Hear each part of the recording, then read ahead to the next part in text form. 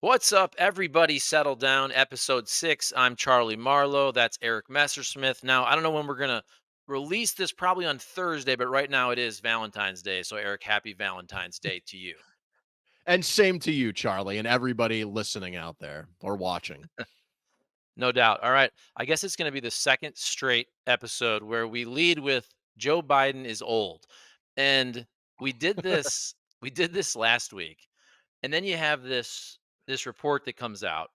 So we have a couple ways we can go. This ABC News poll also to me is freaking amazing. You're the one that you texted me, and I look it up. And the fact that ABC News poll, 86% of Americans think Joe Biden is too old to serve another term. It's pretty crazy. 86%. I mean, that is not a small number. And if you're the Democrats, how do you run that guy? With numbers like that. Honestly, like you have to get to a point where you say, "Why are you still doing this?" 86%. It's really a stunning number, and we talked about this a lot last week, and so if people kinda want our thoughts on some of the Biden age-related stuff, we talked about it last week, and then the Her report came out. We didn't even know that was gonna come out, which essentially said that part of the reason that he couldn't be prosecuted for the classified documents was because he was what did they say? A well-meaning older man with a bad memory. I'm paraphrasing. And then he came out and did that press conference afterwards, which didn't go great, where he confused the president of Mexico and the president of Egypt. The silver lining is in this same poll, about 60% said the same thing about Trump. So it's not as if so a majority think Trump is also too old. And I happen to agree with both of those. I think, look, Trump is visible mental decline is not as severe as Biden's. I think we can say that.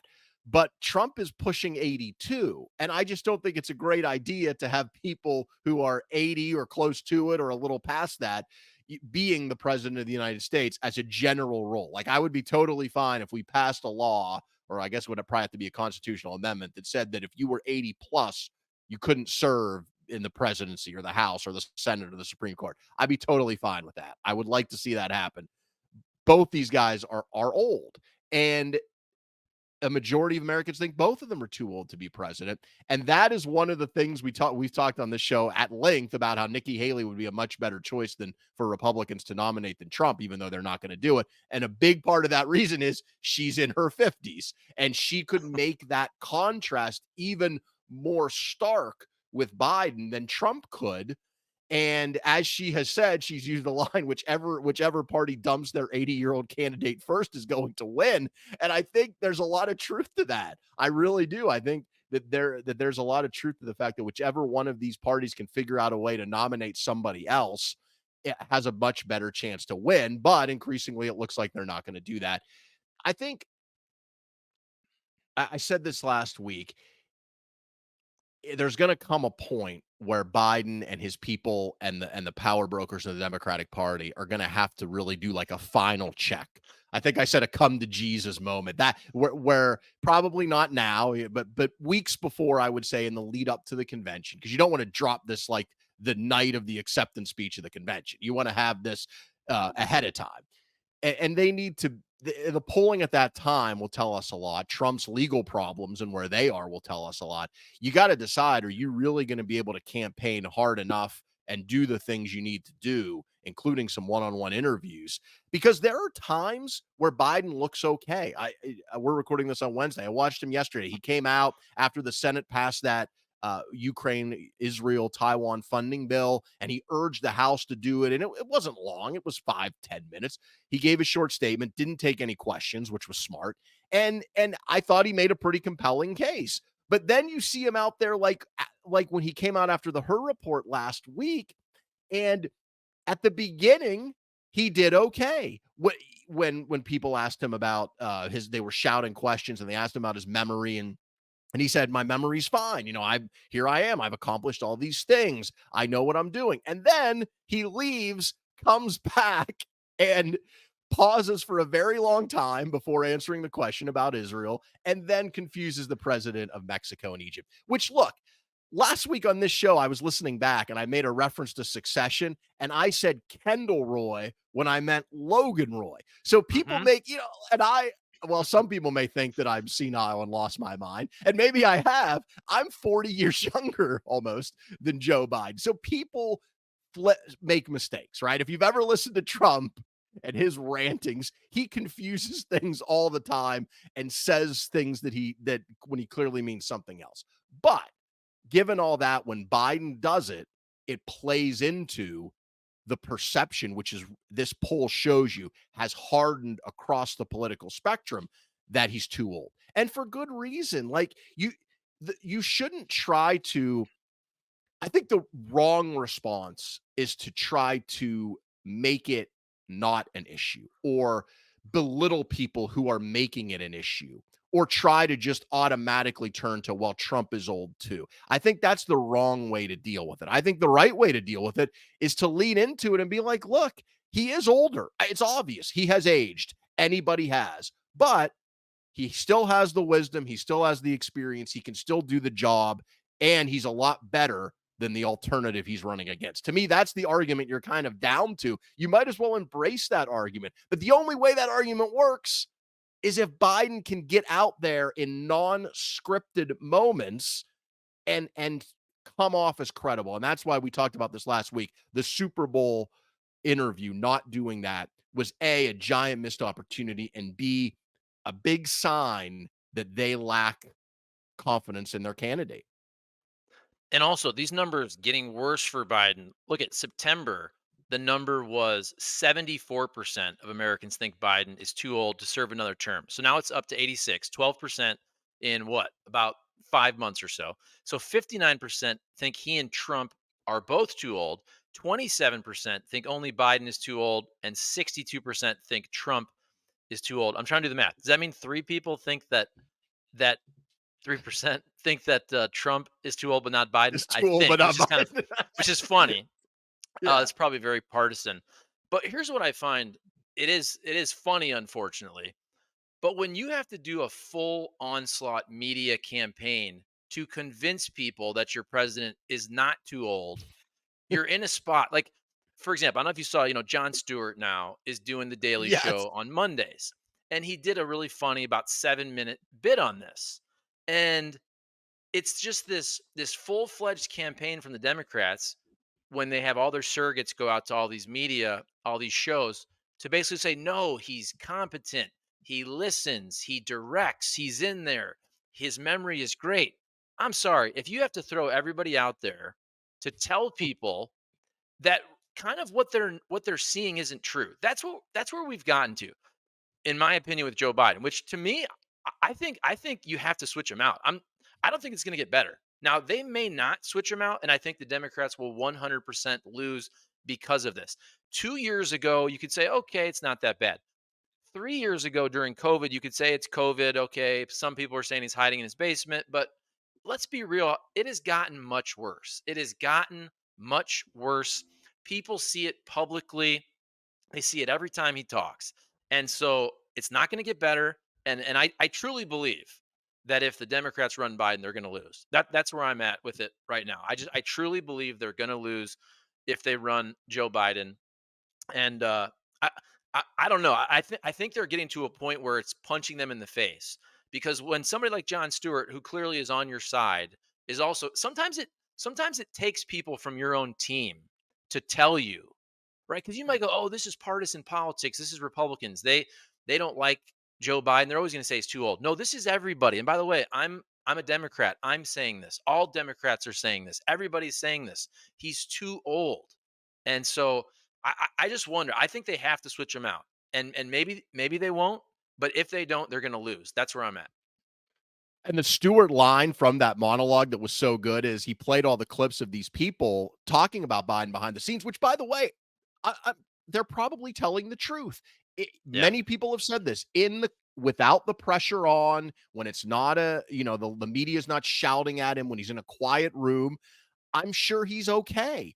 But as Jon Stewart said, do you have any video of this? Because the Yes. video that we see is not from the quiet room when he's sitting around and he's thinking and he's contemplating and no one's shouting at him. It's not, that's not what we see. We see the press conference. And by the way, they did not do him any favors to send him out to do that press conference in the way that it was done, where he just opened the floor up and people started yelling at him.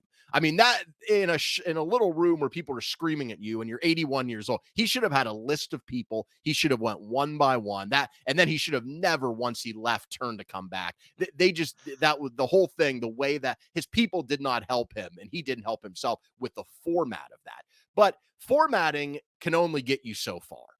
Eventually, you have to show that you can still do it. Again, I think I said last week at like a base level. You're running against Trump, who's just as unpopular as you are and is facing 91 criminal indictments. And I go back to the fact, and I mention this pretty much every week, but I think it's one of the defining things of this year. This was a Reuters poll that came out today, or in the last few days. Would you vote for Donald Trump for president in 2024 if he's been convicted of a felony crime? Yes, 25%. No, 55%. And the rest are undecided. And with independents, it's 51% say they would not vote for Donald Trump if he were convicted of a felony, and another 31% say they don't know. So this is what you're running against. So you don't have to be Barack Obama or Bill Clinton or Ronald Reagan as a communicator. You don't have to even be peak Joe Biden. You just have to meet a minimum threshold. And the way I look at it is, in terms of, does Biden get in or just get out or not, I think the next few months are absolutely critical, and they should be. This should be the time. And whether Democrats are saying it out loud or not, I think behind the scenes, they know this. And I think the elites of the Democratic Party are going to be watching him very closely and his people to see how he does over the next few months. How does he do at the State of the Union? How does he do at any press conference? How does he handle any major foreign policy issues that come up? How does he do an interview? He needs to start doing a few interviews at least, even if it's with friendly media, because we need to take by we, I mean people who support Joe Biden or are just kind of interested in having like a healthy democracy, need to take a temperature check of this man. Like, is he really going to be up for this? Because clearly he's too old to serve 4 more years. I mean, come on, he's going to be 86. But is he even too old to get through at a competent level the election season? That's the important question right now for Democrats. And if he's not, and if they make the collective judgment he isn't, then they need to force him out. They need to put public pressure on him to be like, private first, and if that doesn't work, then you go public with it. And the ideal scenario, if you're going to do that, and I want to be clear, I don't think that will happen. I think it's still 65% would be my rough calculation that Biden will be the nominee. But Ooh, so I don't, isn't that going that's down though? lower. That's going down. Okay. Before I said All right. 70. So after the Her report, I'm dropping it down. And after not All doing the right. Super Bowl, I'm dropping it down. And, if we keep seeing stuff like this, it's going to be 50-50 pretty soon. But I still think, if I had to bet gun to my head, like, do you think he will be the nominee? I do. But if he's not going to be, what's the best way to handle that? I think the best way to handle it is not for him to show up the Monday of the convention and be like, I'm out. I think the best way to handle that is maybe 3, 4, 5 weeks before the convention, you say publicly, I'm out, and you let the party decide, is it going to be Kamala Harris or is it going to be an open audition for the delegates at the convention to decide? Let people fight it out for at least a few months. People make the comparison, I've heard this in recent days, to 1964. And in 1964, you had an incumbent Democratic president, Lyndon Johnson, who decided in March of that year that he wasn't going to run when everyone assumed he would. And so now that wasn't because of age. That was mainly because the Vietnam War was a complete disaster at that point, and he knew he probably couldn't win. But I'll have to go back and check. But if I recall, the big difference between then and now is our primary system was completely different, and they were not all front loaded like they are now. We've already had Iowa, New Hampshire, South. We've got Super Tuesday coming up in a few weeks. The filing deadlines for these states have passed. In 64, you had people get into the race and start campaigning in primaries later in the year. In fact, RFK Sr. was killed on the night he won the Democratic primary in California, and when it looked like he might go on to be the nominee. So there is precedent for it, but it's a lot different than it was now. There's not going to be time to fight it out in a primary, but there would be time to fight it out over the course of maybe 4 or 5 weeks for delegates, and let the delegates at the Democratic convention decide, and let candidates make their pitch to them. I think that would be the best way to do it, because as I've said before, it's not as simple as Joe Biden just bowing out and saying, and everyone coalescing behind Kamala Harris. That's probably what would happen. But does that give you the best chance if you're the Democrats? Does that give you a better chance to win than Joe Biden? I don't think it's clear that it does. So I think the best case scenario is, if he's going to get out, to make the announcement and let it proceed where people can fight it out behind the scenes to try to get support. And maybe you land on Kamala Harris anyway, but at least make her have to earn it in some way. Yeah, you mentioned saving democracy. If you're looking at, hey, we think or people think that Donald Trump did try to overturn the election, I'm at the place where if you want to try to save democracy, it's if that's the way you're thinking, I think you have to switch him out to give that side a better chance to actually beat Donald Trump. And it's funny because you mentioned a couple minutes ago about how they didn't put Biden in a good position in terms of his press conference and all that. And to me, this is the commander in chief. This is the leader of the free world. This is not the city manager of Glendale, Missouri, where I live. So if we're saying that we have to make everything perfect, he has to have the perfect chair, he has to have the perfect questions, he has to have the perfect list, he has to stand here, he has to have the perfect podium. I mean, let's be real. We're really coddling. We're saying everything has to be absolutely perfect for this man to come out and look competent. And in saying all these things, I'm not trying to be a jerk.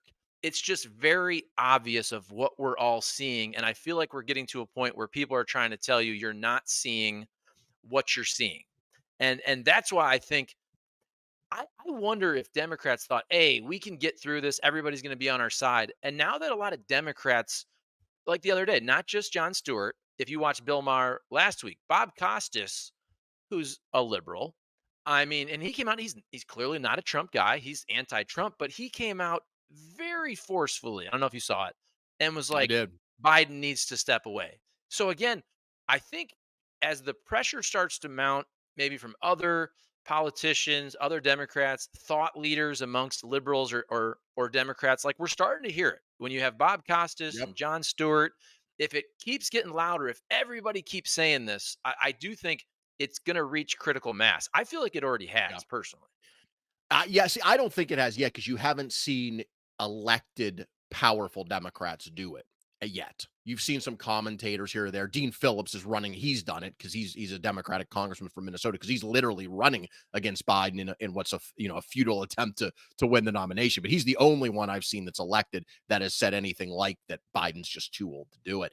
I think if you're Biden, and you want to do this, which clearly he does, and you think you're the right man for the job, which I think clearly he does, you need to take control, because you're right.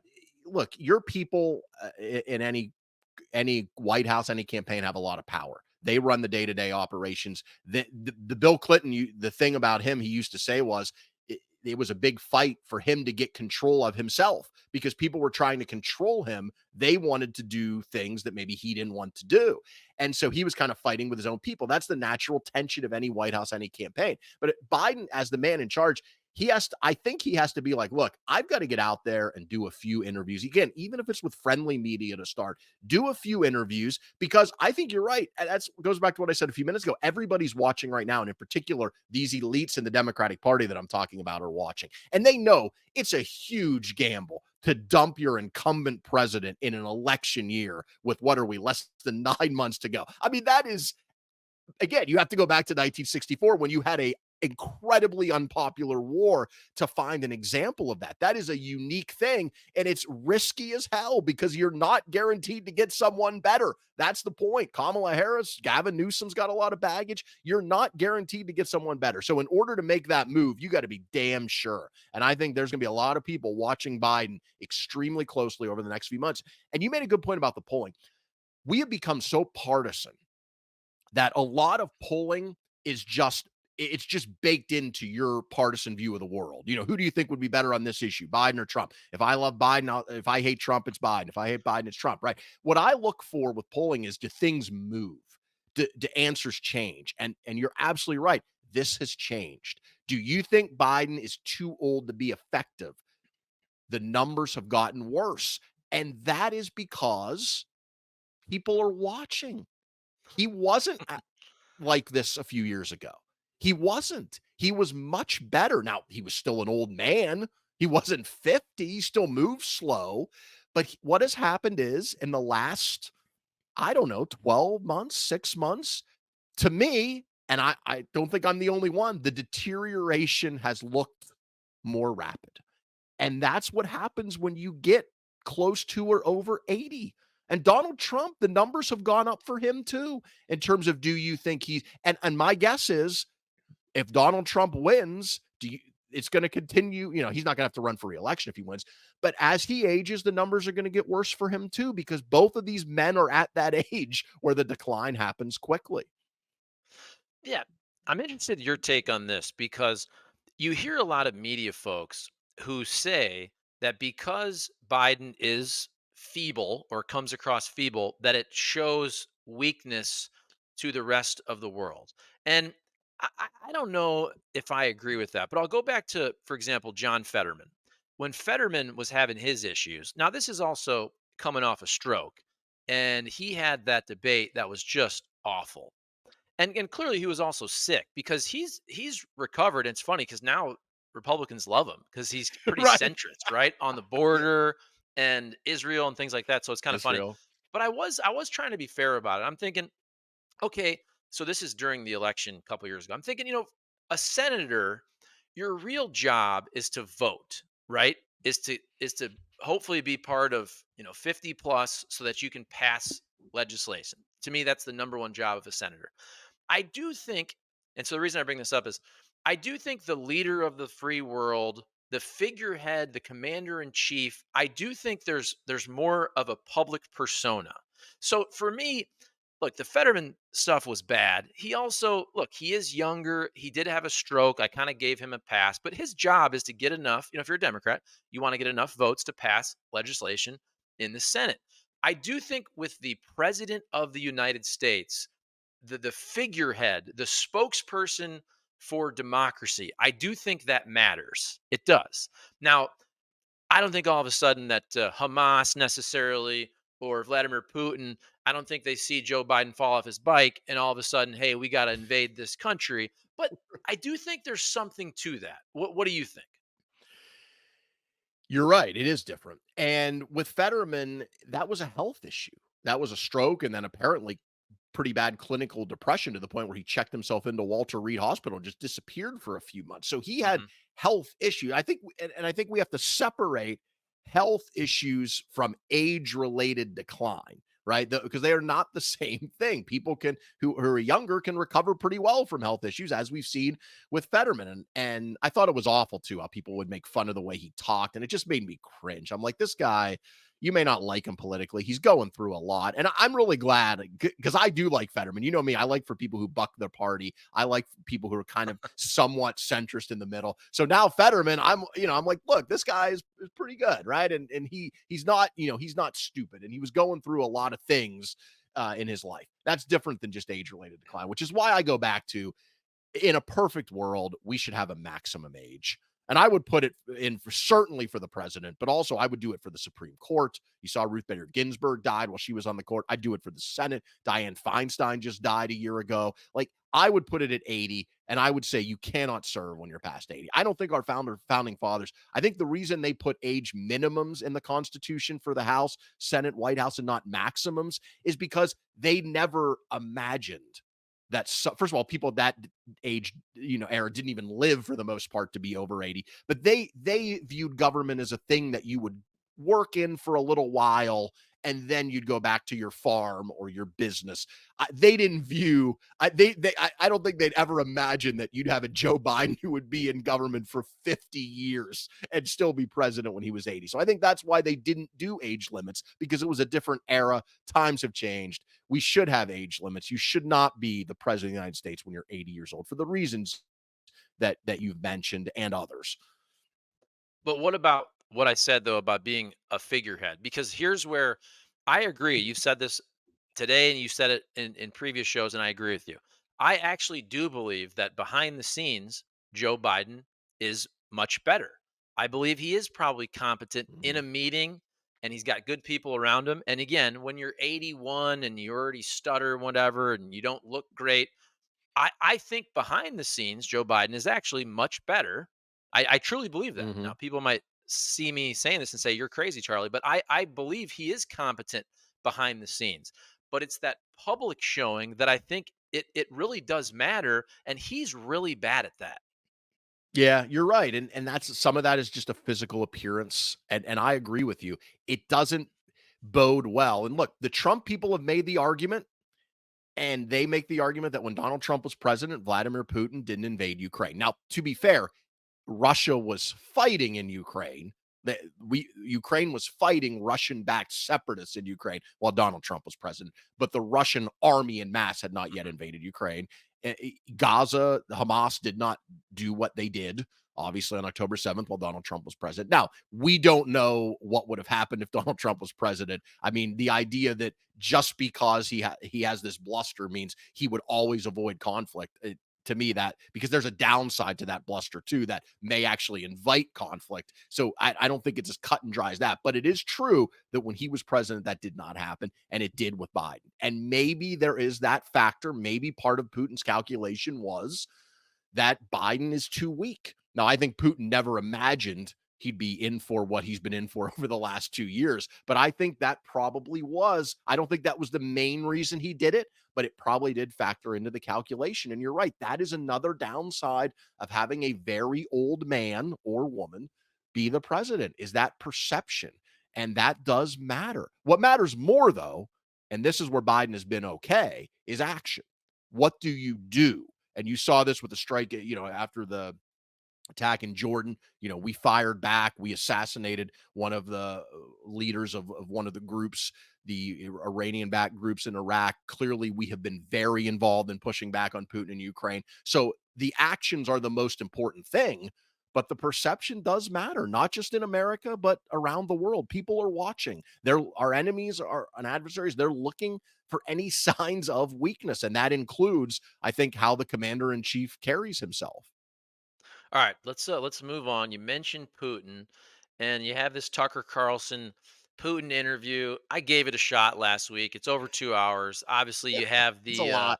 the translation. I already had heard beforehand, right? I had read that first question or so that Putin goes on this 30 to 35-minute history lesson. So I already knew that going in. So I'll just be honest to the viewers and listeners here. Once I started listening, I checked out 5, 10 minutes in. But then today, before we started recording, I did watch this 25-minute interview of Tucker at the World Government Summit, and he was asking questions or answering questions, most of them about the interview. So it was his opinion on the interview and what Putin said. So did you're telling me before we press record, it took you like 5 sessions to get through it? Is that right? Yeah, I don't know why I watched the whole thing, but I did. I slugged my way through it. And you're right. It was funny because Carlson, asked, I think, right away the most obvious question, which is a good question. Why did you invade Ukraine? And Putin's like, well, in the year 862, there was a Yes. Norwegian prince who came to the land of Rus. And I'm like, oh, dear God, it was absolutely hilarious. But you know what? One of the things I think is so interesting, and Carlson kind of played this up. Well, we don't hear from Putin, and what nobody interviews Putin. Well, first of all, the reason nobody interviews because as the Kremlin has said, they deny most of the interview requests. There's a reason they granted Tucker Carlson the request, and we all know what it is. They view him, I think rightly, as a Putin friendly American media outlet, a person.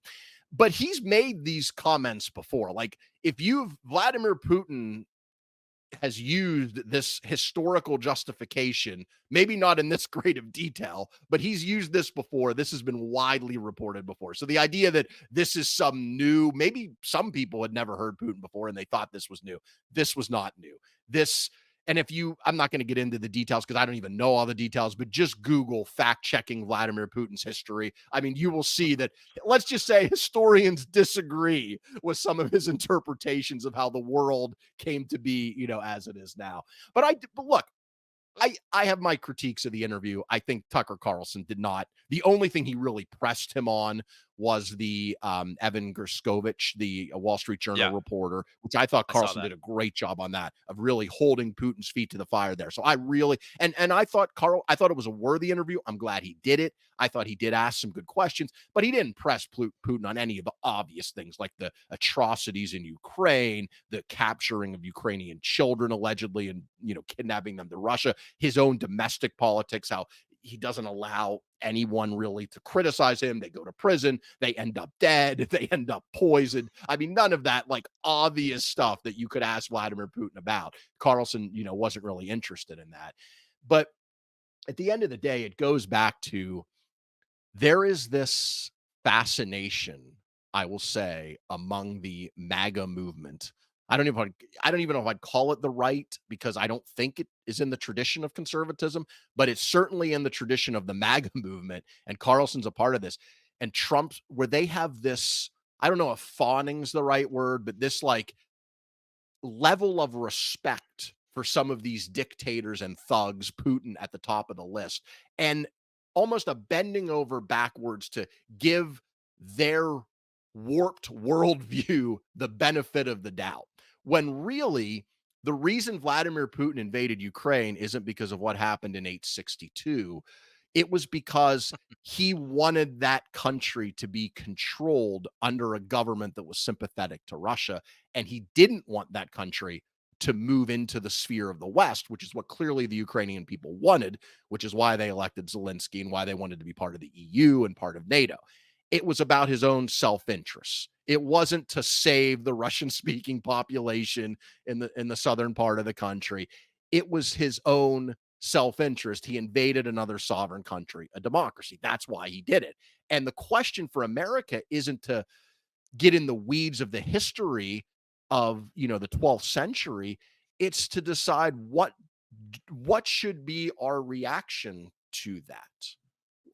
And the Senate passed the bill yesterday, 70 to 29, that funded Ukraine, Israel, Taiwan, and their various fights, and also humanitarian aid for Gaza. That Biden supports it. We'll see if it will pass the House. I don't know if House Republicans will bring it up. There's clearly enough support in the House that it would pass if it came to the floor, and it should pass because at the end of the day, whatever you want to argue about the history of how Vladimir Putin perceives the world, he invaded a sovereign country that is a democracy and just decided to do it and wanted to control the country and now wants to take a large chunk of that country. And you either think that's a good idea and you think that's something that we should fight against by help, not by sending US troops, but by arming the Ukrainians, or you don't.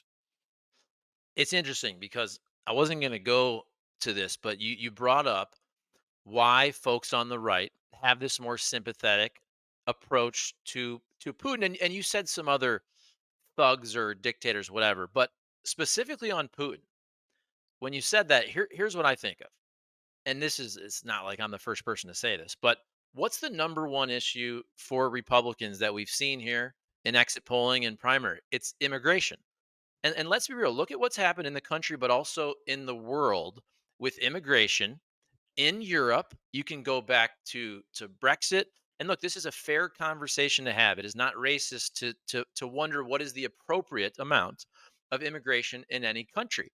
And I think that is part of the reason that there's a more sympathetic approach to Putin in Russia. It's those old school traditional values. I mean, we can talk about race as well, but basically an anti-immigration type country with Russia. And then so I also thought of this because Tucker Carlson brought this up in this talk at the World Government Summit. He said, "Look, one thing I noticed in Moscow was that all of their cities look look way better than our cities." Right? In terms of cleanliness, safety. He brought up the fact that in America, in some of these cities, you don't feel safe to ride public transit. And I think that all kind of wraps into what you were talking about with why there could be a more sympathetic approach to Putin and to Russia and countries that are anti-immigration. We know that the right, clearly wants a more secure border, and I agree with them than the left. But what do you think about that? Because I think that all plays into why there's more of a and religion, all these things that I think people on the right, a lot of people on the right, look at Russia and they see more of those old school conservative values. They feel like the United States is losing a lot of that. Yeah, I think it's all it's an amorality that Donald Trump has. Like eh, Donald Trump, I don't think really has morals like a lot of us do. I think he's just all about the result and all what he perceives to be the best results.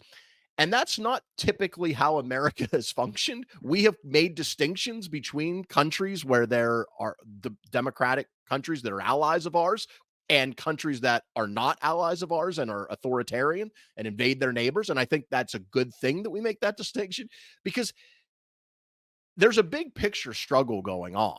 And I think to give the benefit of the doubt to the MAGA crowd, right? The Tucker Carlsons of the world and the people who are against funding Ukraine. I think if you're giving them the benefit of the doubt, I think they believe that it's not America's fight. It's far away. It doesn't really matter for our interests what happens. We shouldn't be involved. We have problems at home, debt, immigration, yada yada yada. But of course, it does matter because we have allies in NATO that you think Putin's going to stop at Ukraine. Maybe he will, right? But if you see Putin's history, what does he do? Putin is not crazy. He's not Kim Jong Un, right? He's a sophisticated guy. And he is not going to throw his country into a nuclear war. He's not going to do that. He's not going to do anything that would lead to him being deposed in Russia. But what he will do is he will push you as far as he thinks that he can go. And he will get away with as much as he thinks he can until the cost gets too high. And you know who else is like that? Is Xi Jinping in China. And you can bet they're watching because what happens in Ukraine could be foreshadowing of what happens in Taiwan and with China. We know they have ambitions as well. Iran, clearly they have ambitions in the Middle East. These authoritarian governments are not going to necessarily stop if we just kind of leave them alone. And NATO never invaded Russia. This wasn't about necessarily NATO.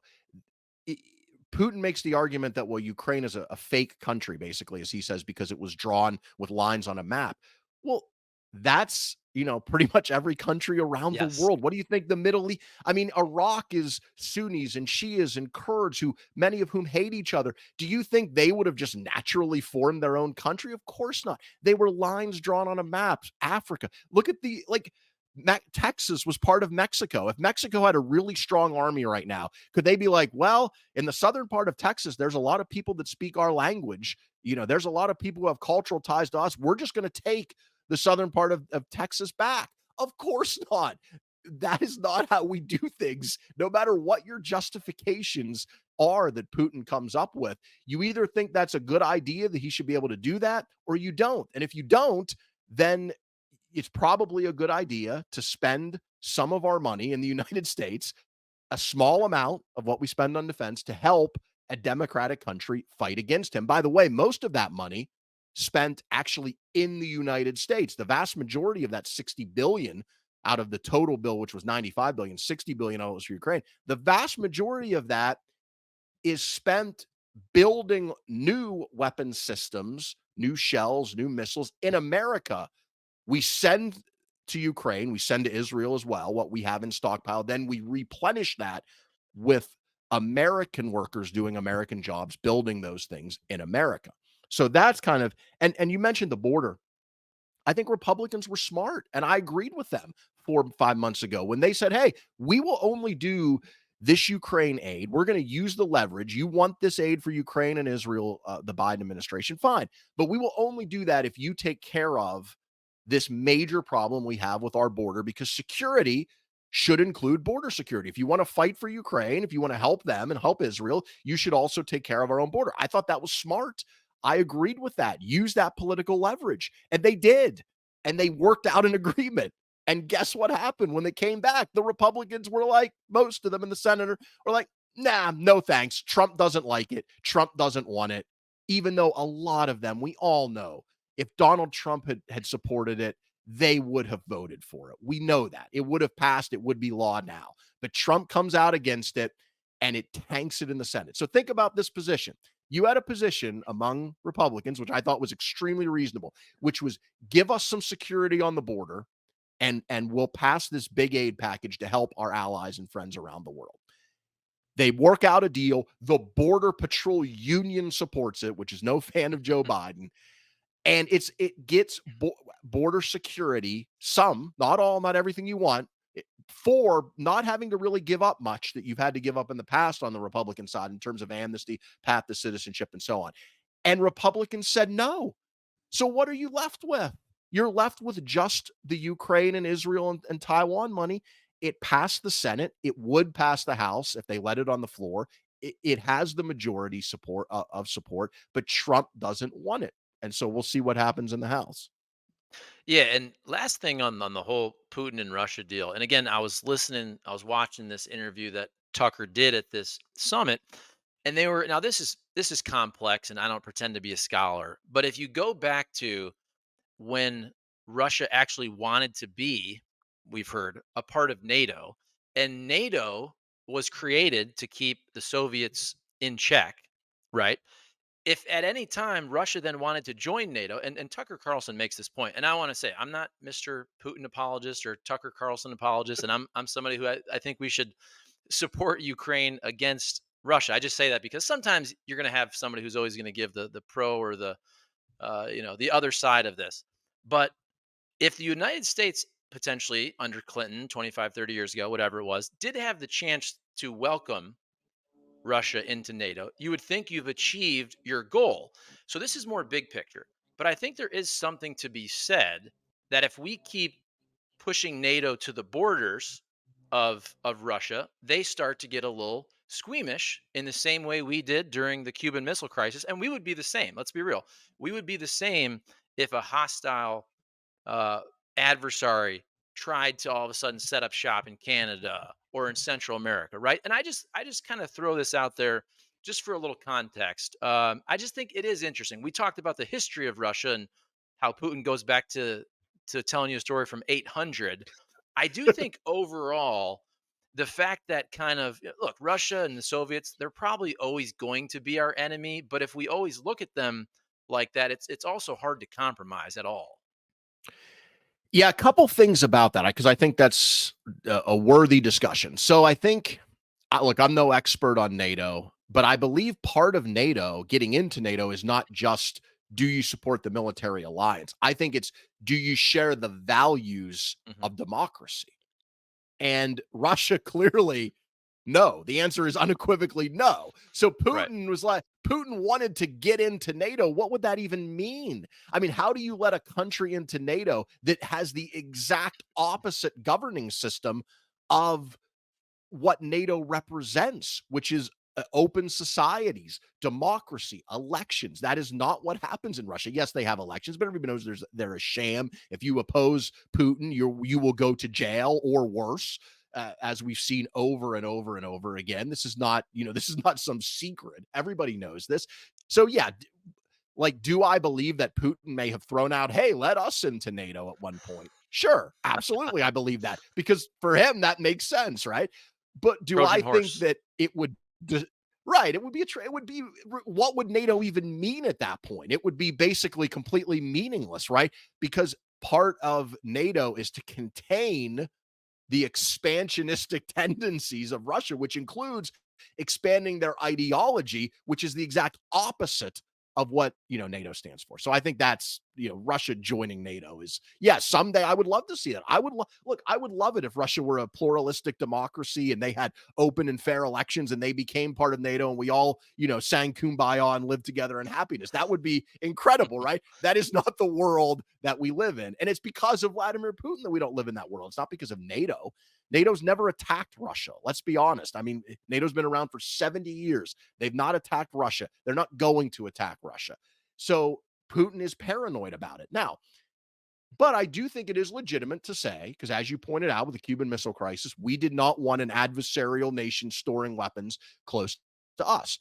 So I can understand why Putin would not want Ukraine to be part of NATO. And I think there is a way to negotiate this, to settle this, where maybe Ukraine has some type of neutral status where they're part of the EU, but they're not part of NATO. But they're not going to agree to that if you also take a huge chunk of their land, which is what Putin wants to do.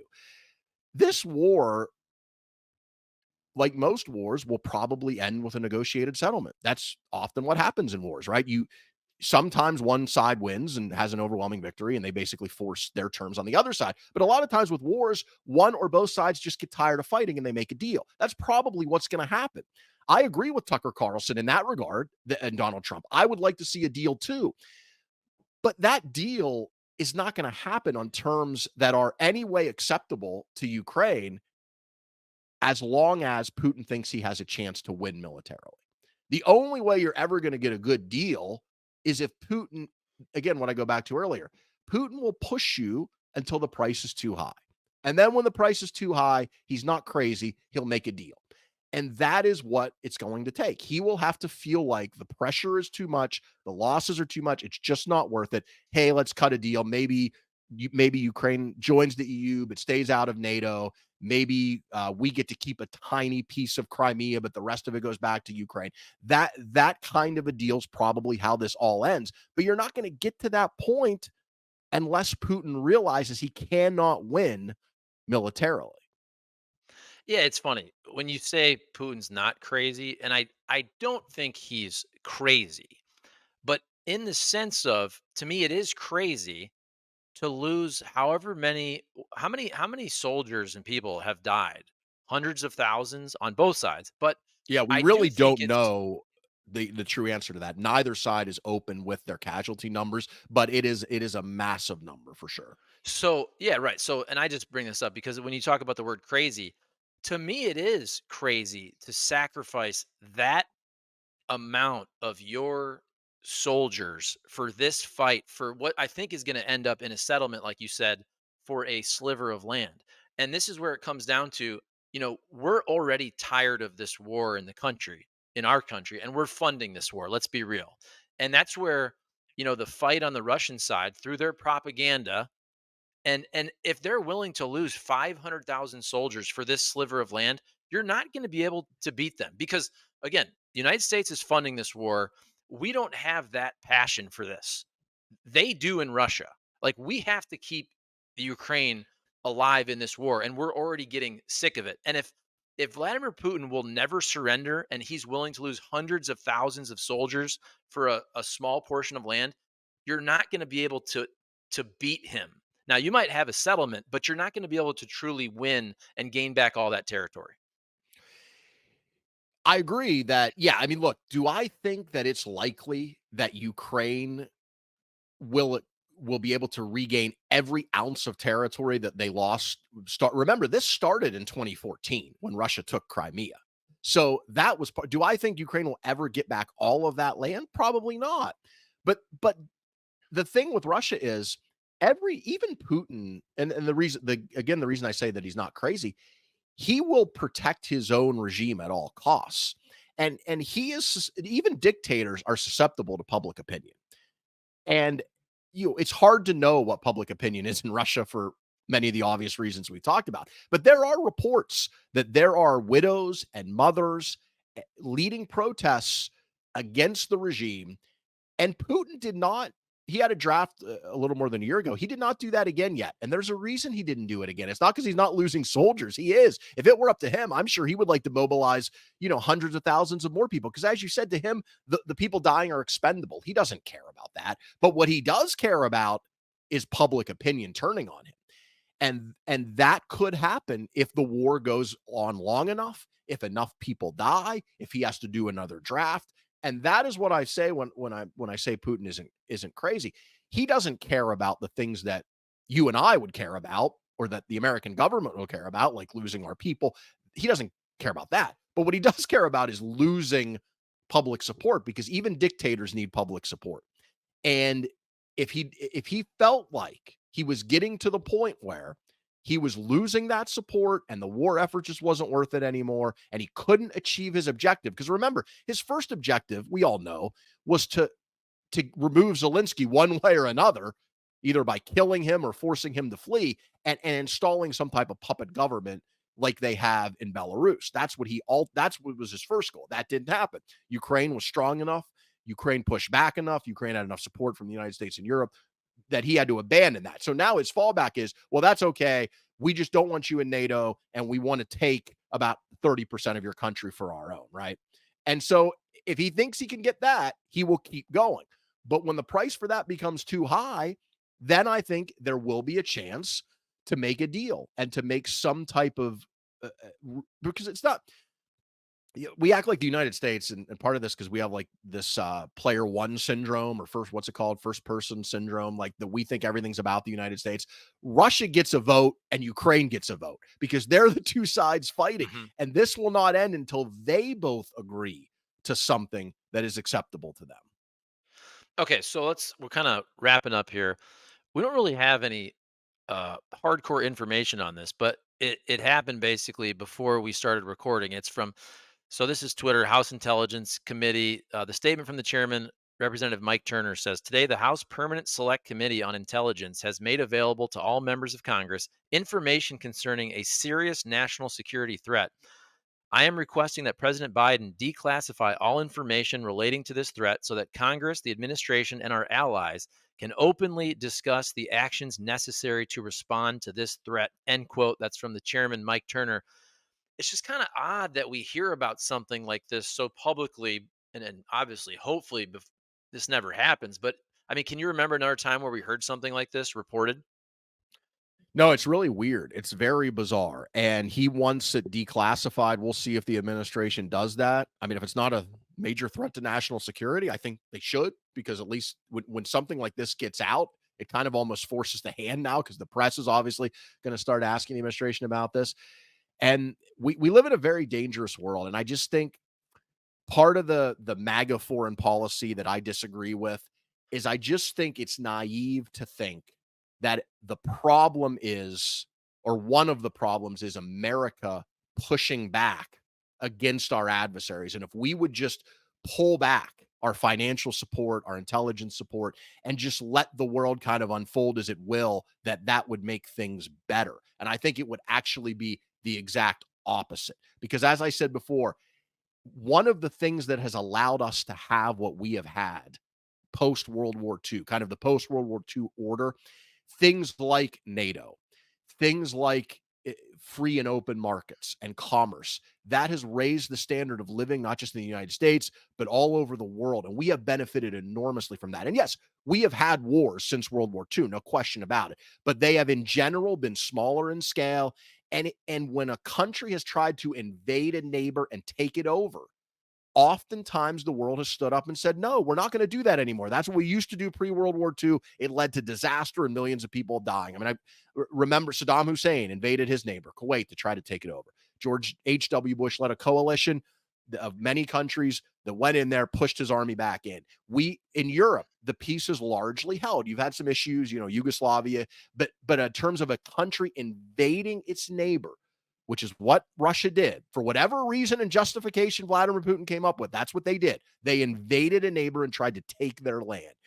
Again, if you think that if you just stopped funding Ukraine and you just gave a huge part of Ukraine to Russia, and he just took that over, that would make Putin think, oh, well, You guys are reasonable now. I'm just going to stop here. Great. Thanks. I appreciate that. Thank you for part of Ukraine. That was awesome. You guys are great. I totally agree with the West now. I love America. Like he's going to put on a MAGA hat now. No, what that is going to do is the exact opposite effect of what you think it's going to do. It is going to embolden him. Putin smells weakness and he'll say, look, they gave me this. What else will they give me? Let's find out.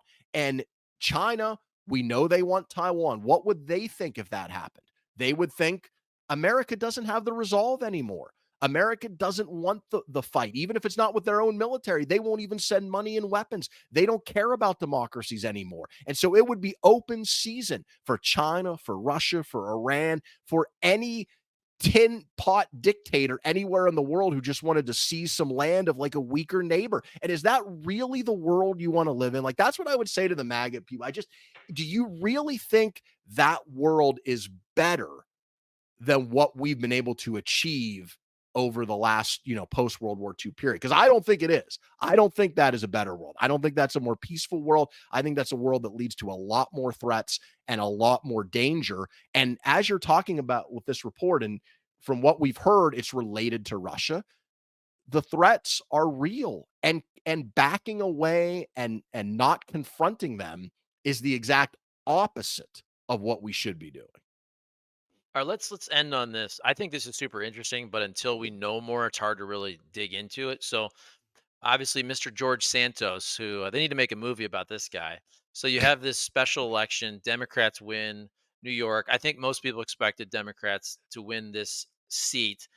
What do you think of that? And then also just the House on the GOP side. You mentioned this. You had your succession um, reference, which was perfect. That they're not serious people. When you look at the GOP House, they couldn't find a speaker. You got George Santos. They're clearly going to do whatever Donald Trump says. They're not, with the immigration bill. That probably makes sense. So do you think that matters? So I mean, I'm asking you about Santos, but also just because there is dysfunction within the GOP House. Is that one of those minutia type deals? I mean, could that really have an impact on the election? You think? Absolutely. We spent the first 20 minutes of the show talking about the major warning signs for the Democrats of like how things could go really south for them this year. But there's signs for the Republicans too, and it's not just Trump and his baggage and his legal trouble. The general sense that Republicans are a mess has seeped out into like the broader public, kind of like Biden's age. Like people get it. They see it took you forever to elect a speaker, that then you kicked out that speaker, and then you took what, 4 weeks, 3 weeks trying to elect another one, and you can't pass really anything. They finally did, the day before we're recording this on Tuesday night, impeach Mayorkas by one vote. But as we said last week, that's not a serious thing. That's essentially a policy disagreement. It's not going anywhere in the Senate. It has no hope that he'll ever be convicted. And they tried to pass an Israel only aid bill. They couldn't pass that. The support is there, as I said before, for this package. We know that it would pass to fund Ukraine and Israel and Taiwan. They don't want to bring it to the floor. Why? Because Trump and a lot of the Freedom Caucus members are against it. That special election on Tuesday night, that was a district. If that district had existed in 2020, it was a different district then. Biden would have won it by 8 points. The Democrat won by 8 points. So in that regard, it's not a huge surprise. But George Santos, a Republican, won that election in 2022. That was a Republican seat that flipped to the Democrats. And it shows you the fact that they are not serious people. As I said, the chaos, the stuff we saw in 2022 that cost them a chance to have the red wave, that is still there.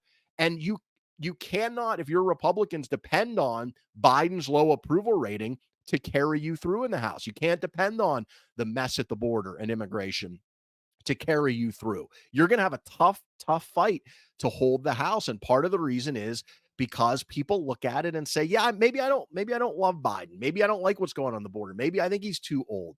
But you are a fucking mess and you cannot get it together. And I think that really is a big part of the Republican problem with their brand. They are beholden to their most extreme members. And part of that is just the nature of having a small majority. When you have a tiny majority, the math doesn't work in your favor and a small group of people can derail your agenda. That's true.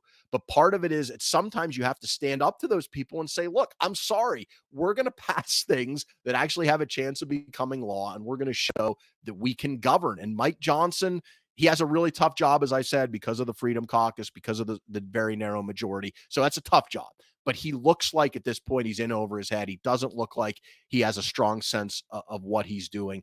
And that is why the Republican brand is in the shape it is in. And it leads me back to what I said at the beginning. You could make a really strong case why each party is in an enormous amount of trouble in this election. But because you can make a case on each side, that is why this year is so fascinating and why the House, the Senate, the White House are a coin flip because both of these parties have huge, huge problems. Love it. Let's end on that. Let's end on that right That there. upbeat. Anything Let's end else? on that upbeat note. Yeah, I was gonna say anything else you want me to get to that I forgot about before we wrap up? No, I think we pretty much covered it all this week. I think the thing to watch is all the immunity thing for Trump. We might have a decision Hmm. later this week, but probably Yeah. next week. With the we talked about this a little bit last week, where the DC Circuit said your immunity claims are ridiculous, which they are. The presidents do not have absolute immunity to do whatever they want, and we will.